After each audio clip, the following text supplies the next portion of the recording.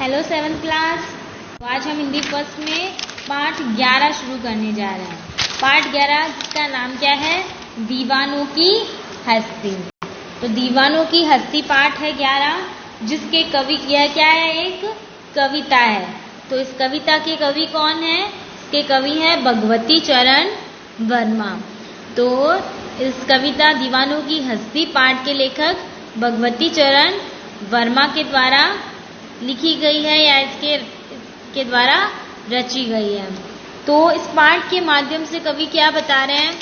कवि बता रहे हैं कि स्वतंत्रता आंदोलन के सेनानियों की मनोदशा कैसी होती है। वो एक स्थान पर टिकते नहीं है, जहाँ भी जाते हैं उल्लास और लोगों में उत्साह भर देते हैं। और क्या होता है कि उनका कोई ठिकाना नहीं होता है, वो निश्चित स्थान पर नहीं रुकते हैं। वे अपने देशवासियों के सुख दुख में साझीदार बनते हैं, उनके साथ हंसते रोते हैं। उनके लिए क्या है? दुख और सुख एक समान है, वो दोनों का ही आनंद लेते हैं जी भर करके। तो हम देश प्रेमियों के बारे में इस पाठ में पढ़ रहे हैं। तो शुरू करने से पहले देख लीजिए, ये आपके पाठ के शब्दार्थ हैं जो आपको अपनी नोटबुक में करने हैं। दीवाना मतलब पागल या मस्त व्यक्ति, हस्ती हैसियत, आलम माहौल, उल्लास खुशी, छककर मन भरकर, स्वच्छंद आजाद, आबाद कभी नष्ट न हो।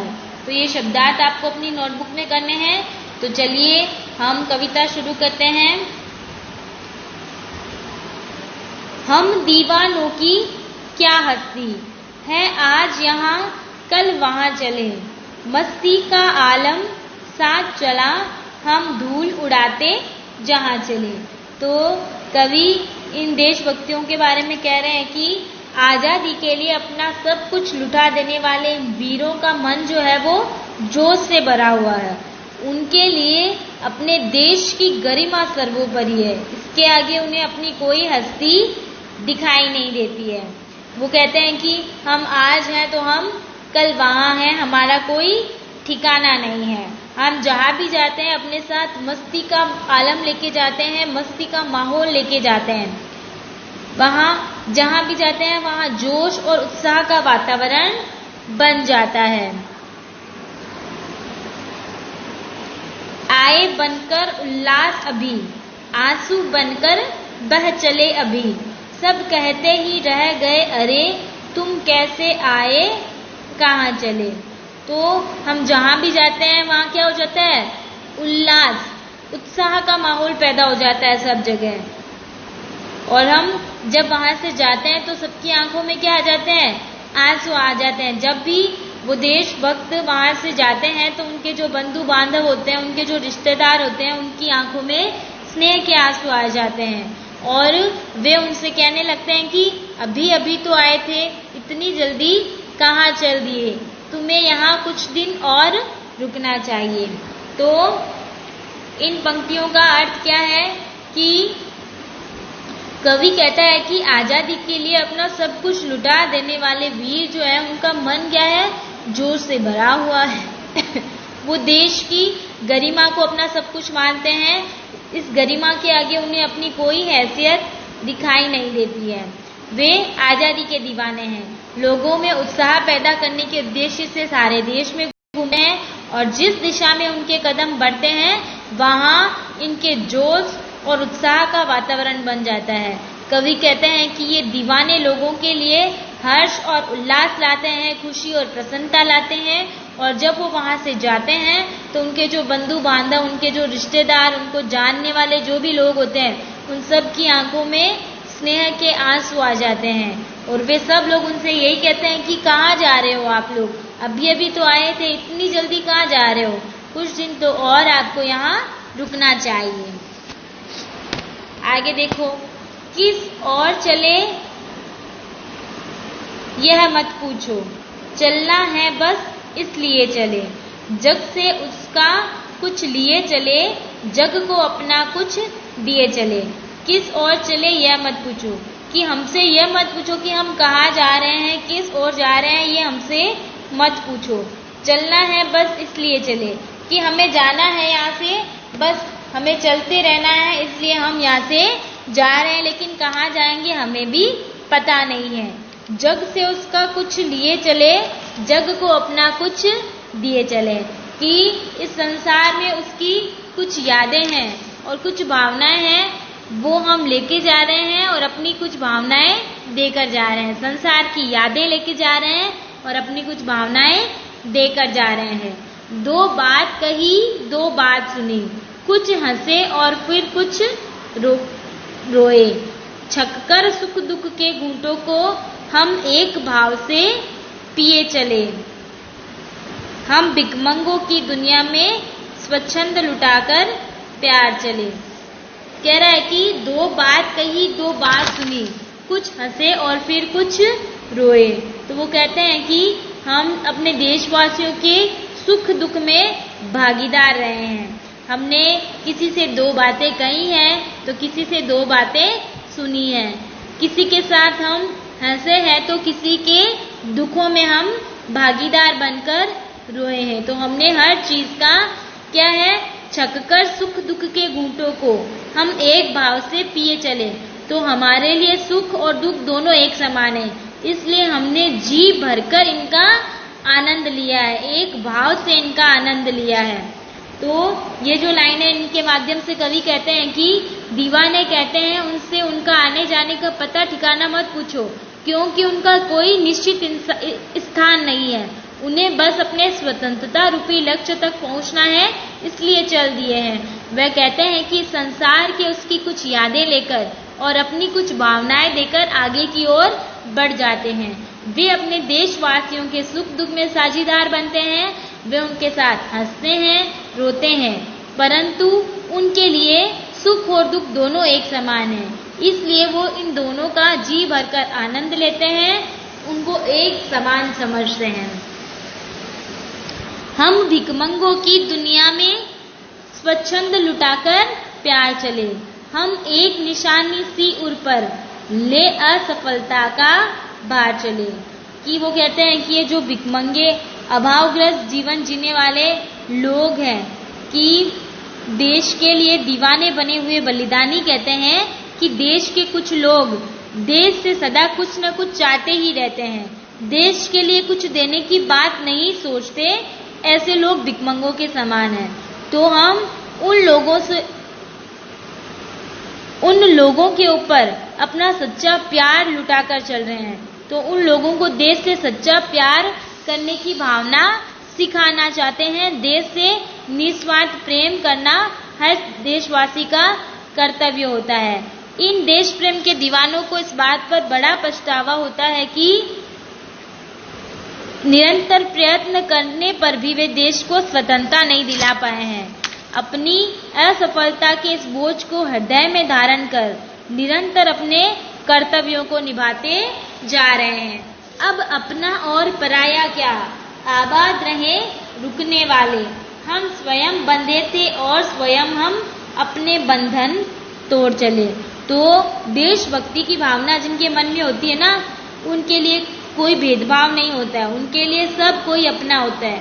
ऐसा नहीं है कि वो अपना है वो पराया है, कोई अपना या कोई पराया नहीं होता, सब एक समान होते हैं, कोई भेदभाव नहीं होते हैं। वे यह चाहते हैं कि वे रहे या ना रहे, किंतु इस देश में रहने वाले जो लोग हैं वो हमेशा प्रसन्न रहे, सुखी रहे।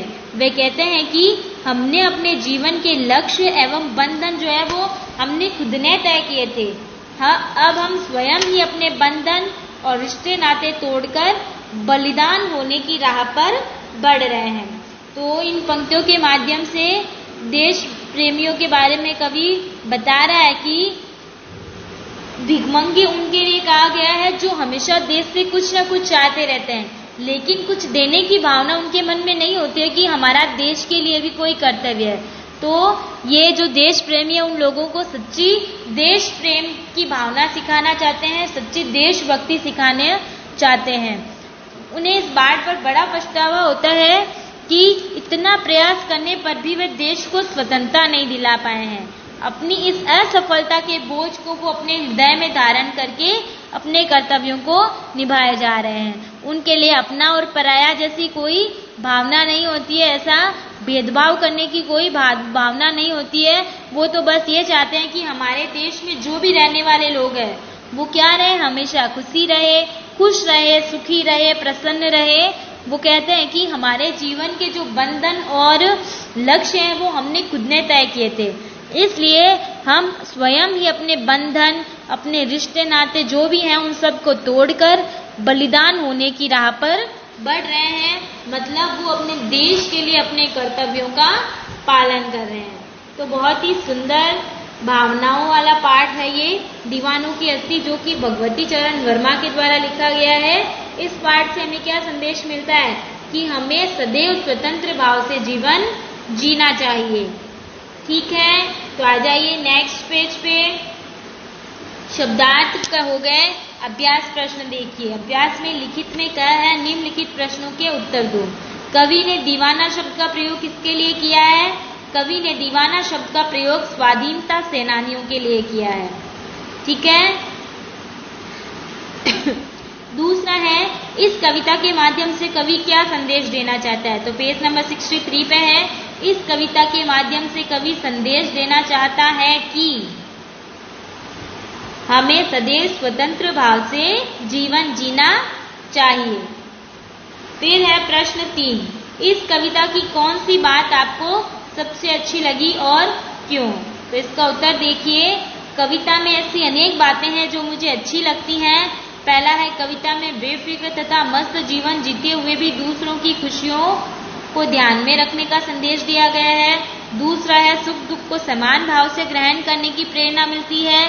तीसरा है, कविता में उल्लास पूर्वक मस्ती का जीवन बिताने का संदेश दिया गया है। चौथा है, कविता में अभावग्रस्त लोगों में खुशियां बांटकर उनका दुख दूर करने की बात कही गई है। और इसने पूछा है ना कि क्यों?